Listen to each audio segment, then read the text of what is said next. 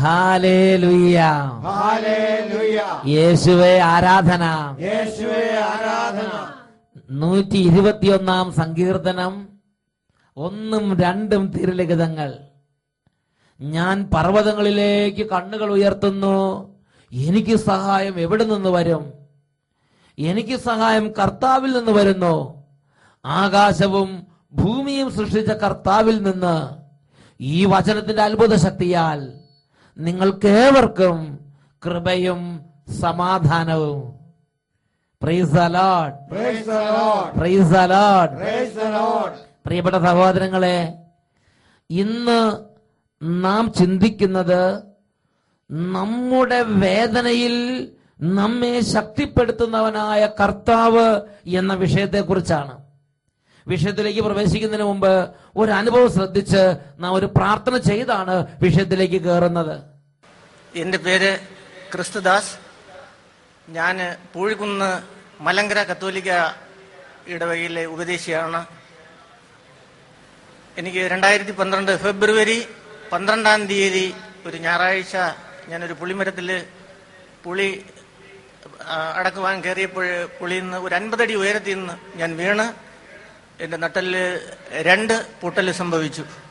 അങ്ങനെ medical college ആശുപത്രിയിൽ അഡ്മിറ്റായി MRI സ്കാനെല്ലാം എടുത്ത് എനിക്ക് നട്ടൽ ഓപ്പറേഷൻ വേണമെന്ന് ഡോക്ടർമാർ തീരുമാനിച്ചു.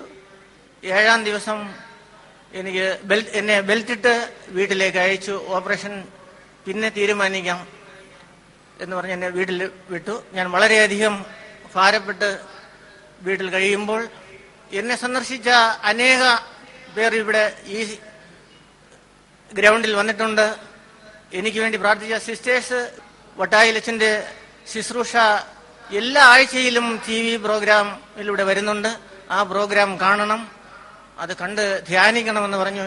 ഞാനിങ്ങനെ അച്ഛൻ്റെ ശുശ്രൂഷകളൊക്കെ എഴുതി ഡയറിയിൽ രേഖപ്പെടുത്തിയിട്ടുണ്ട്. അങ്ങനെ അച്ഛൻ്റെ ശുശ്രൂഷ നടന്നുകൊണ്ടിരിക്കുമ്പോൾ എന്നെ 2 വർഷം വീട്ടിൽ കിടക്കാനാണ് പറഞ്ഞാണ് ഡോക്ടർ വിട്ടയച്ചത്.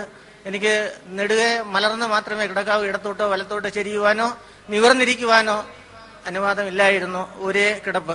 അങ്ങനെ കിടക്കുമ്പോൾ ഒട്ടായിലച്ഛൻ പറഞ്ഞു, ഇങ്ങനെ മരത്തിൽ നിന്ന് വീണ് നട്ടലിന് ക്ഷതം സംഭവിച്ച ഒരു വ്യക്തി ഈ പ്രോഗ്രാം കാണുന്നുണ്ട്, ധൈര്യമായി എണീക്കൂ എന്ന് പറഞ്ഞു.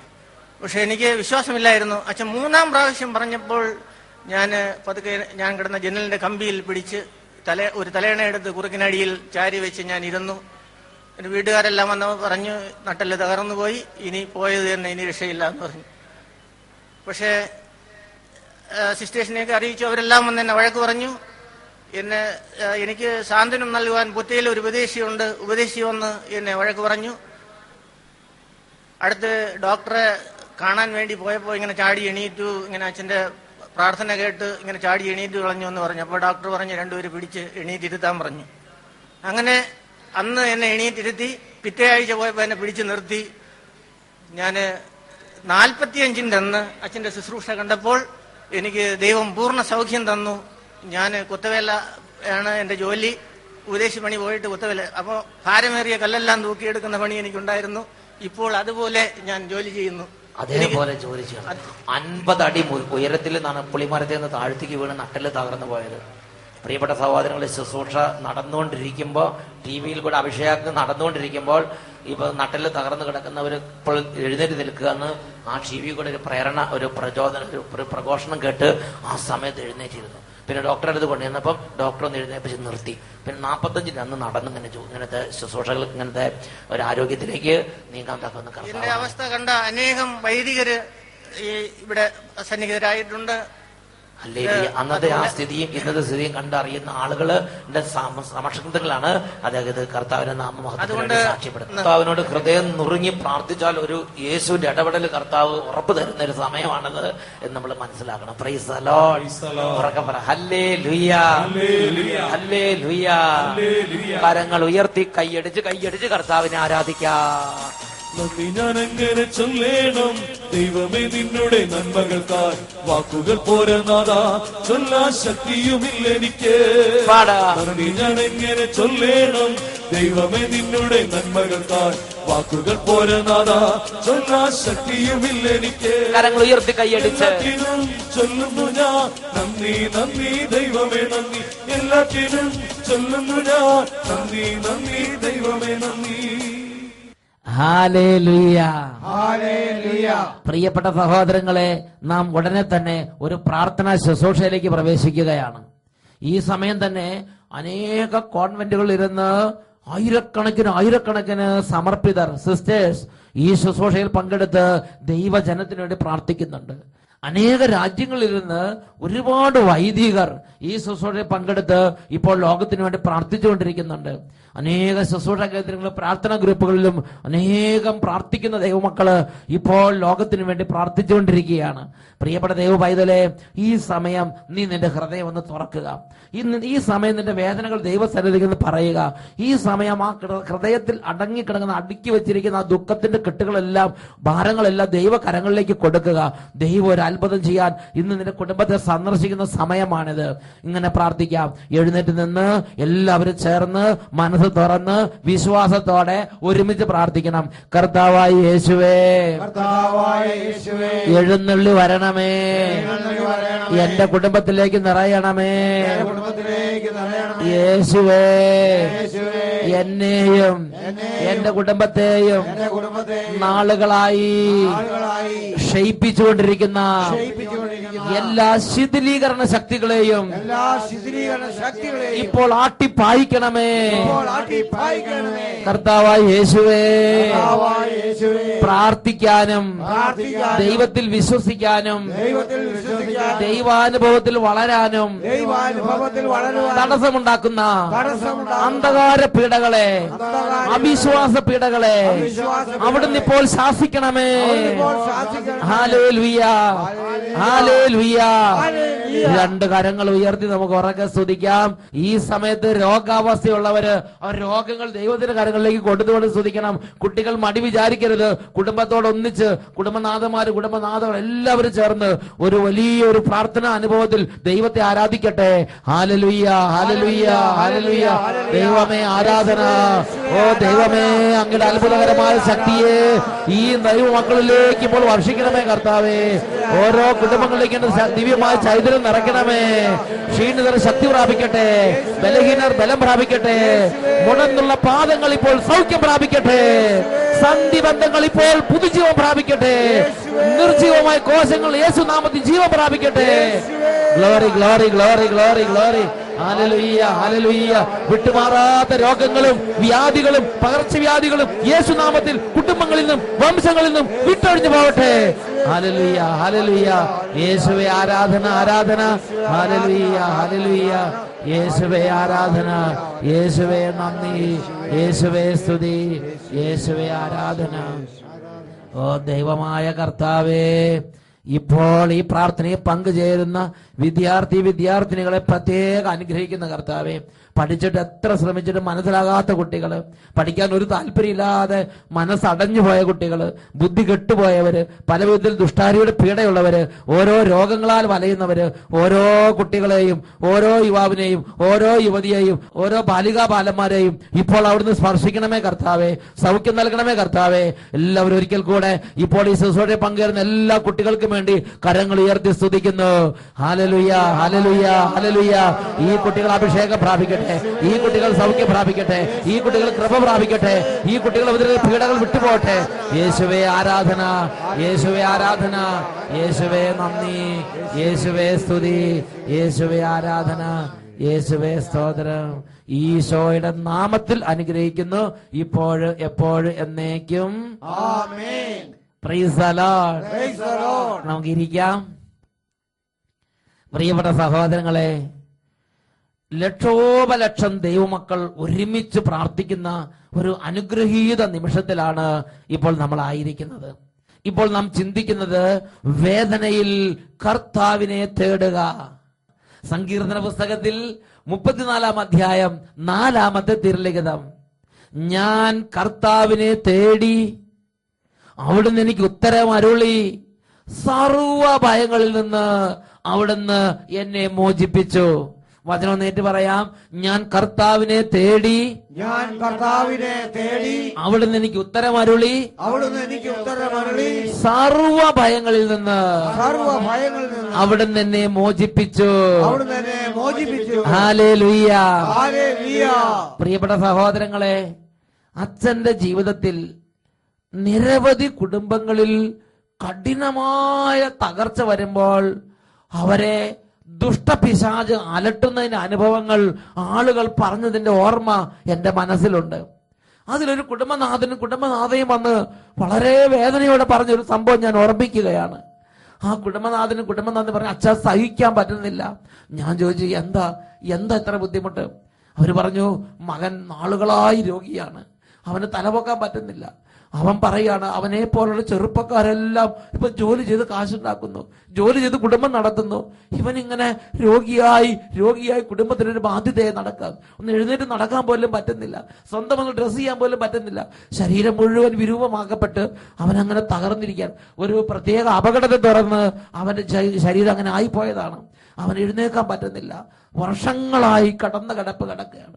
അപ്പോൾ അവന്റെ അപ്പനോടും അവന്റെ അമ്മയോടും ഇടയ്ക്കിടയ്ക്ക് പറയും, ഒരു കുറച്ച് വിഷം വാങ്ങി തരാവോ, എന്നെ ഒന്ന് തല്ലിക്കൊല്ലാവോ, ഇങ്ങനെ പറയും.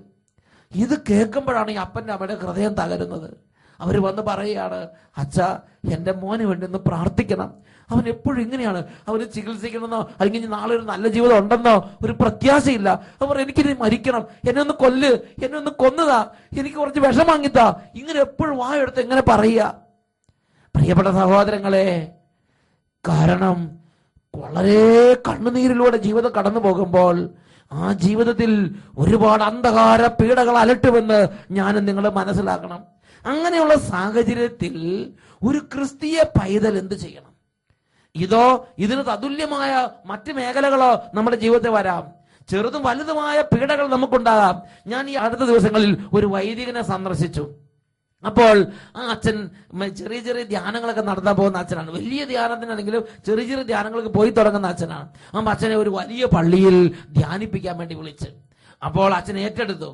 എന്നാൽ ആ ധ്യാനം അടുത്ത് വന്നുകൊണ്ടിരിക്കുന്ന സമയത്ത് പ്രിയപ്പെട്ട സഹോദരങ്ങളെ, ഈ അച്ഛൻ പറയാണ്, ഒരു വല്ലാത്ത ടെൻഷൻ, ഒരു വല്ലാത്ത ഭാരം, ഒരു ആകുലത. അച്ഛൻ പറയാണ്, ഞാൻ എങ്ങനെ ആ പള്ളി പോകും? അവിടെ ഒരുപാട് ഉദ്യോഗസ്ഥന്മാരുള്ള പള്ളിയാണ്, അവിടെ ഒരുപാട് പഠിപ്പുള്ളവരാണ്, അവിടെ ഒരുപാട് വലിയ വലിയ നേതാക്കന്മാരുണ്ട്, MLA-മാരുണ്ട്. ഇങ്ങനെ അവിടുത്തെ കാര്യങ്ങൾ ഓർത്ത് അതെല്ലാം അങ്ങനെ പർവ്വതീകരിച്ച് മനസ്സിലാണ് കൊണ്ടുവന്നിട്ട് മനസ്സിലൊരു ഭാരം, ഒരു തടസ്സം, ഒരു നിരുത്സാഹം, ഒരു തടസ്സപ്പെടുത്തുന്ന ഒരു അന്തരീക്ഷം, അങ്ങനെ ഭാരം മൂടപ്പെട്ട അവസ്ഥ. അച്ഛനപ്പം എന്ത് ചെയ്തു? അങ്ങനെ പ്രാർത്ഥിച്ചു. മാത്രമല്ല അച്ഛന്റെ കൂടെയുള്ള സഹപ്രവർത്തകർ, സ്ഥാപനത്തിലുള്ള മറ്റു അംഗങ്ങളോടും ഒന്ന് പ്രാർത്ഥിക്കാൻ പറഞ്ഞു. എന്നിട്ട് അച്ഛൻ പറയാണ്, ആ ധ്യാനത്തിന്റെ തലേദിവസം ആയപ്പോഴേക്കും എങ്ങനെയാണെന്ന് അറിയാൻ പാടില്ല, ഹൃദയത്തിന്റെ ഈ ഭാരം, പേടി, ഭയം, ടെൻഷൻ, മൂടപ്പെട്ട അവസ്ഥ ഇത് കർത്താവ് അങ്ങോട്ട് എടുത്തു മാറ്റി. ഹൃദയം അങ്ങനെ സ്വതന്ത്രമായി, നല്ല ധൈര്യം, നല്ല ശക്തി, നല്ല ഉണർവ്.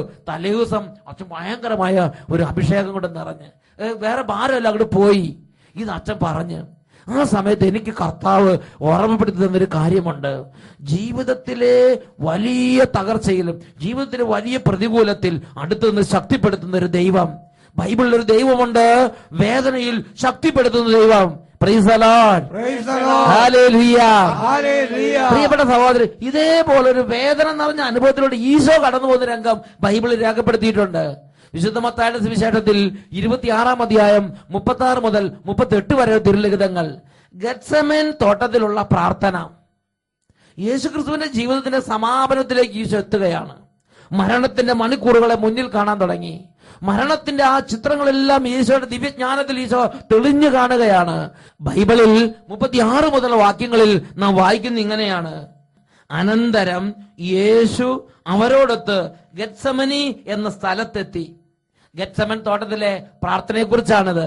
വീണ്ടും അവൻ ശിഷ്യന്മാരോട് പറഞ്ഞു, ഞാൻ പോയി പ്രാർത്ഥിക്കുവോളം നിങ്ങൾ ഇവിടെ ഇരിക്കുക. അവൻ പത്രോസിനെയും സെബദിയുടെ ഇരുപുത്രന്മാരെയും കൂട്ടിക്കൊണ്ടുപോയി ദുഃഖിക്കാനും അസ്വസ്ഥമാകാനും തുടങ്ങി. അവൻ അവരോട് പറഞ്ഞു, തീവ്ര ദുഃഖത്താൽ ഞാൻ മരണത്തോളം എത്തിയിരിക്കുന്നു, നിങ്ങൾ എന്നോട് തുടർന്നിരിക്കുവീൻ.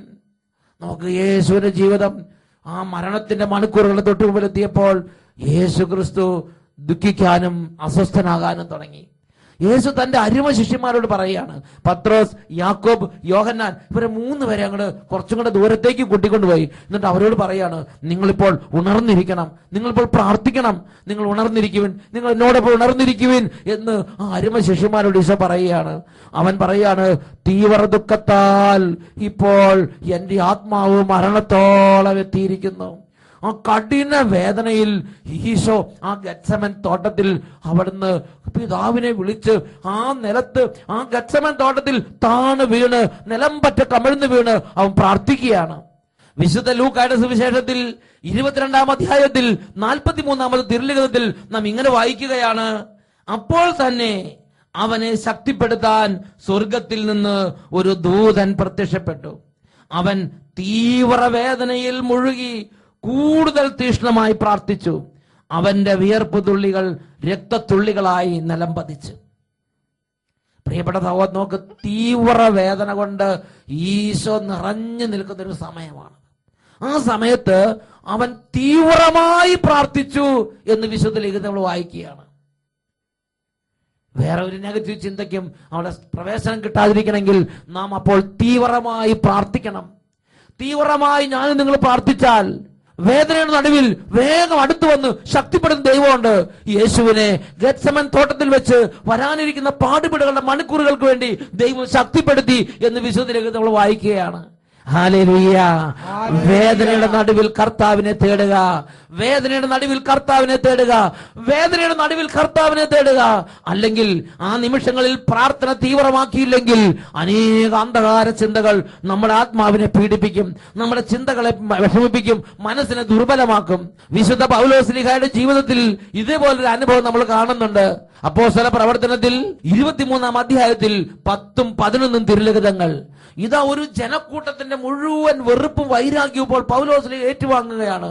ആ ജനക്കൂട്ടം വൈരാഗ്യത്തോടെ ആക്രോശിച്ചുകൊണ്ട് ഇപ്പോൾ പൗലോസ്ലീഹയെ പിച്ചി ചീന്തണമെന്ന ആ ഒരു ആവേശത്തോടെ കവിരത്തോടെ പാഞ്ഞടുക്കുന്ന ഒരു ജനക്കൂട്ടത്തിന്റെ നടുവിൽ പൗലോസ്ലീഹ നിൽക്കുകയാണ്. 10-ാമത്തെ വാക്യത്തിൽ നാം വായിക്കുന്നത് എങ്ങനെയാണ്? തർക്കം മൂർച്ഛിച്ചപ്പോൾ പൗലോസിനെ അവർ വലിച്ചു കീറുമോ എന്ന് തന്നെ സഹസ്രാധിപൻ ഭയപ്പെട്ടു. അതിനാൽ അവരുടെ മുമ്പിൽ നിന്ന് പൗലോസിനെ ബലമായി പിടിച്ച് പാളയത്തിലേക്ക് കൊണ്ടുപോകാൻ അവൻ ഭടന്മാരോട് കൽപ്പിച്ചു. അത്രയും സങ്കീർണമായ സാഹചര്യം. പൗലോസിനെ വലിച്ചു കീറുമോ എന്ന് സഹസ്രാധിപൻ ഭയപ്പെടാൻ തക്കവണ്ണം സങ്കീർണമായ ഒരു ജനക്കൂട്ടൊരു സാഹചര്യം. പട്ടാളത്തെ വിട്ട് ഭടന്മാരെ വിട്ട് പൗലോസിനെ ഇടയിൽ നിന്ന് ഊരിയെടുത്തുകൊണ്ട് പോകുന്നു. അങ്ങനത്തെ ആ പീഡ. അന്ന് രാത്രി തറവറയിൽ പൗലോസിനെ ഇരിക്കുകയാണ്. പകല് നടന്ന സംഭവങ്ങളെല്ലാം അദ്ദേഹത്തെ മനസ്സിനെ ബാധിച്ചിരിക്കണം. എങ്കിലും പ്രിയ സഹോദരങ്ങളെ, ശ്ലീഹ പ്രാർത്ഥിക്കുന്നു. ശ്ലീഹ ദൈവത്തിൻ്റെതാണ്, ദൈവത്തിലായിരിക്കുകയാണ്. അങ്ങനെ അവരിയ്ക്കുമ്പോൾ എന്താണ് ദൈവം ചെയ്തത്? അതാണ് 11-ാമത്തെ തിരുലിഖിതം. അടുത്ത രാത്രി കർത്താവ് അവന് പ്രത്യക്ഷപ്പെട്ട് പറഞ്ഞു, ധൈര്യമായിരിക്കുക, ജെറുസലേമിൽ എന്നെ കുറിച്ച് നീ സാക്ഷ്യം നൽകിയതുപോലെ തന്നെ റോമായിലും സാക്ഷ്യം നൽകാൻ നീ നിൽക്കേണ്ടി വരും. പ്രിയപ്പെട്ട സഹോദരങ്ങളെ, കടുത്ത വേദനയിൽ ദൈവത്തെ തേടുമ്പോൾ ദൈവം വന്ന് ശക്തിപ്പെടുത്തുന്ന അനുഭവങ്ങൾ ശ്ലീഹായിക്കുണ്ടായി. ആദിമസഭയിലെ വിശ്വാസികൾ സമൂഹത്തെ ദൈവം ശക്തിപ്പെടുത്തിയ സംഭവം നിങ്ങൾ ഓർക്കുന്നില്ലേ? അപ്പോസ്തല പ്രവർത്തനം 4-ാം അധ്യായം. പത്രോസും യോഹന്നാനും അങ്ങനെ വളരെ ശക്തമായി സുവിശേഷം പ്രസംഗിച്ചു. അവർ അങ്ങനെ ബന്ധിക്കപ്പെട്ട് കാരാഗൃഹത്തിൽ അടയ്ക്കപ്പെട്ടു. അവരെ ആ സമൂഹം, അവരെ ന്യായാധിപന്മാർ അവരെ വിചാരണ ചെയ്തു. ഇനി മേലിത് മിണ്ടിപ്പോണെന്ന് പറഞ്ഞ് കർശനമായി താക്കീത് ഭീഷണിപ്പെടുത്തി അവരെ വിട്ടയച്ച്. അതിനുശേഷം ഈ സ്ലീഹന്മാർ സ്വസമൂഹത്തിലേക്ക് വന്നപ്പോൾ ആ സമൂഹം എന്താണ് ചെയ്തത് എന്ന് അപ്പോസ്തല പ്രവർത്തനം 4-ാം അധ്യായം 23 മുതലുള്ള വാക്യങ്ങളിൽ നാം വായിക്കുന്നുണ്ട്. അവർ മോചിതരായി സ്വസമൂഹത്തിലെത്തി. പുരോഹിത പ്രമുഖന്മാരും ജനപ്രമാണികളും പറഞ്ഞ കാര്യങ്ങൾ അവർ അവരെ അറിയിച്ചു. അത് കേട്ടപ്പോൾ അവർ ഏക മനസ്സോടെ ഉച്ചത്തിൽ ദൈവത്തോട് അപേക്ഷിച്ചു, നാഥാ, ആകാശത്തിന്റെയും ഭൂമിയുടെയും സമുദ്രത്തിന്റെയും അതിലെ സകലത്തിന്റെയും സൃഷ്ടാവേ. ഇങ്ങനെ അവർ ജീവിക്കുന്ന ദൈവത്തെ അങ്ങോട്ട് വിളിച്ച് പ്രാർത്ഥിക്കുകയാണ്. ആ പ്രാർത്ഥനയുടെ അനന്തരഫലം എന്താ? ആ പാരഗ്രാഫിന്റെ അവസാനം 23-ാമത്തെ വാക്യം മുതൽ തുടങ്ങി അത് 31-ാമത്തെ വാക്യത്തിൽ എത്തുമ്പോൾ കാണുന്ന എങ്ങനെയാണ്? പ്രാർത്ഥന കഴിഞ്ഞപ്പോൾ അവർ സമ്മേളിച്ചിരുന്ന സ്ഥലം മുഴുവൻ കുലുങ്ങി. അവരെല്ലാവരും പരിശുദ്ധാത്മാവിനാൽ പൂരിതരായി ദൈവവചനം ധൈര്യപൂർവം പ്രസംഗിച്ചു. ഹല്ലേലൂയ. ഹല്ലേലൂയ. പ്രിയപ്പെട്ട സഹോദരൻ, നോക്കുക, ഒരു സമൂഹം ഭയത്തിന് അടിമയാകുന്ന അല്ലെങ്കിൽ വളരെ പ്രതികൂലത്തിലൂടെ കടന്നു പോകുന്ന സാഹചര്യം വന്നപ്പോ അവർ ഒരുമിച്ച് ശക്തിയോടെ പ്രാർത്ഥിച്ച് ഭയങ്കരമായ ഒരു പരിശുദ്ധാത്മാഭിഷേകം, വീണ്ടും ഒരു പെന്തക്കോസ്ത് അനുഭവം നൽകി ആ സമൂഹത്തെ ശക്തിപ്പെടുത്തുന്ന ദൈവത്തെയാണ് നാം ഇവിടെ കാണുന്നത്. യോസേപ്പ് പിതാവിന്റെ ജീവിതത്തിലും ഇതേപോലെ ഒരു സങ്കീർണ സാഹചര്യത്തിൽ ദൈവദൂതൻ വന്ന് ശക്തിപ്പെടുത്തുന്ന രംഗം ബൈബിളിൽ നമ്മൾ വായിക്കുന്നില്ലേ? ഈ നിമിഷങ്ങൾ നമുക്ക് എഴുന്നേറ്റ് നിൽക്കാം. പ്രിയപ്പെട്ട സഹോദരങ്ങളെ, കഠിന വേദനയുടെ നിമിഷങ്ങളിൽ ദൈവത്തെ തേടുക, ഇതാണ് ബൈബിൾ നമുക്ക് കാണിച്ചു തരുന്ന വഴി. എല്ലാവരും കരങ്ങൾ ഉയർത്തുന്നു, ഉറക്കെ സ്തുതിക്കുകയാണ്. നിരാശ വിട്ടുപോകട്ടെ, എല്ലാ ബലഹീന ചിന്തകളും വിട്ടുപോകട്ടെ, ദൈവത്തിന്റെ ശക്തിയും ധൈര്യവും നിറയട്ടെ. ഉറക്കെ സ്തുതിക്കുന്നു. Hallelujah, hallelujah. യേശുവേ, ആരാധന, ആരാധന. പരിശുദ്ധാത്മാവേ നിറയണമേ, കൃപ കൊണ്ട് നിറയ്ക്കണമേ, അഭിഷേകം കൊണ്ട് നിറയ്ക്കണമേ, ശക്തിയോട് നിറയ്ക്കണമേ. എല്ലാ ഭയങ്ങളും മാറട്ടെ, എല്ലാ ടെൻഷനും മാറട്ടെ, എല്ലാ ഉപദ്രവങ്ങളും വിട്ടുപോകട്ടെ, എല്ലാ ജീവിത സാഹചര്യവും ദൈവത്തെ തേടാനുള്ള കൃപ നിറയട്ടെ. Glory, glory, glory, glory, glory, glory. ആരാധന, ആരാധന, ആരാധന. ദൈവമേ, അഭിഷേകം ചെയ്യണമേ. വീണ്ടും വീണ്ടും കഠിന വേദനയിൽ പുതിയ പെന്തക്കോസ്ത് അനുഭവം നൽകണമേ. ആരാധന, ആരാധന, ആരാധന. യേശുവേ, യേശുവേ, യേശുവേ. ആരാധന, ആരാധന. Hallelujah, hallelujah. യേശുവേ നന്ദി. വിലാപത്തിന്റെ പുസ്തകത്തിൽ 3-ാം അധ്യായം 57-ാം തിരുലിഖിതം. ഞാൻ വിളിച്ചപ്പോൾ അവിടുന്ന് അടുത്തു വന്നു, ഭയപ്പെടണ്ട എന്ന് പറഞ്ഞു. Hallelujah, hallelujah. സങ്കീർത്തനം 34-ാം അധ്യായം 5-ാം വാക്യം. അവിടുത്തെ നോക്കിയവർ പ്രകാശിതരായി, അവർ ലജ്ജിതരാവുകയില്ല. Praise the Lord, praise the Lord.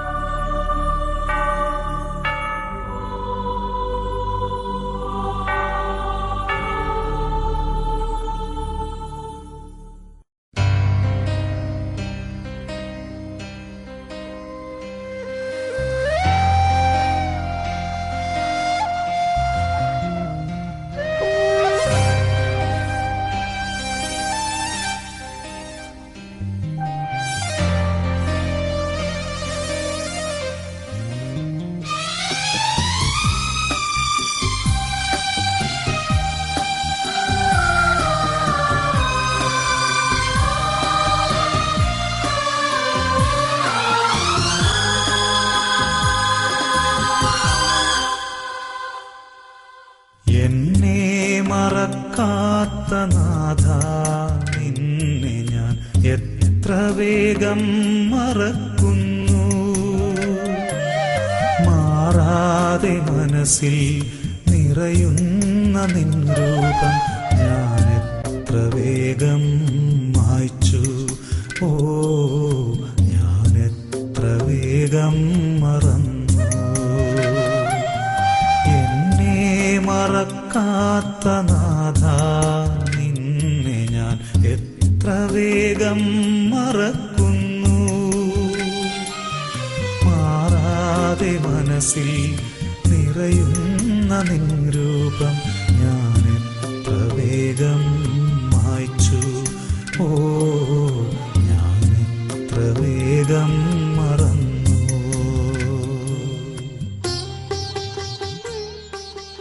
Hallelujah, hallelujah. പ്രിയപ്പെട്ട സഹോദരങ്ങളെ, ഈ നിമിഷങ്ങളിൽ ജീവിതത്തിൽ വലിയ വേദനയിലൂടെ കടന്നു പോകുന്ന അനുഭവമുള്ളവർ ദൈവത്തിന്റെ സന്നിധിയിലേക്ക് ഹൃദയം തുറക്കുക. ദൈവമേ, എൻ്റെ കഠിന വേദനയിൽ വരണമേ. വിലാപത്തിന്റെ പുസ്തകത്തിൽ 3-ാം അധ്യായം 52 മുതലുള്ള വാക്യങ്ങൾ. പ്രവാഹം എന്നെ വലയം ചെയ്തു, അകാരണമായ എന്റെ ശത്രുക്കളായവർ പക്ഷിയെ എന്ന പോലെ എന്നെ വേട്ടയാടി. അങ്ങനെ കഠിന വേദനയിലാണ്, അയ്യോ ഞാൻ നശിച്ചേ എന്ന് പറഞ്ഞ് ദൈവദാസൻ നിലവിളിക്കുന്നത്. ദൈവം വേഗം അടുത്തു വന്ന് ഭയപ്പെടണ്ട എന്ന് പറഞ്ഞു രണ്ട് കരങ്ങളും ദൈവസന്നിധിയിലേക്ക് ഉയർത്തിപ്പിടിക്കാം. ഓരോരുത്തരും ജീവിതാനുഭവങ്ങൾ ദൈവസന്നിധിയിലേക്ക് പറഞ്ഞ് ഉറക്കെ പ്രാർത്ഥിക്കട്ടെ. Hallelujah, hallelujah. ദൈവമേ കരുണ തോന്നണമേ, യേശുവേ ഈ കുടുംബങ്ങളിലേക്ക് ഇടപെടണമേ കർത്താവേ. ഓരോ ജീവിതങ്ങളെ സ്പർശിക്കണമേ. ജീവിതത്തിന് കഠിനമായ ദുഃഖത്തിലിരിക്കുന്നവരെ ഇപ്പോൾ സ്പർശിക്കണമേ കർത്താവേ. വലിയ രോഗാവസ്ഥയിരിക്കുന്നവരെ സ്പർശിക്കണമേ കർത്താവേ. യേശുവേ ആരാധന, ആരാധന. യേശുവേ, യേശുവേ, യേശുവേ, യേശുവേ. മറക്കാത്ത നാഥ നിന്നെ ഞാൻ എത്ര വേഗം മറക്കുന്നു. മാറാതെ മനസ്സിൽ നിറയുന്ന നിൻ രൂപം ഞാൻ എത്ര വേഗം മായ്ച്ചു.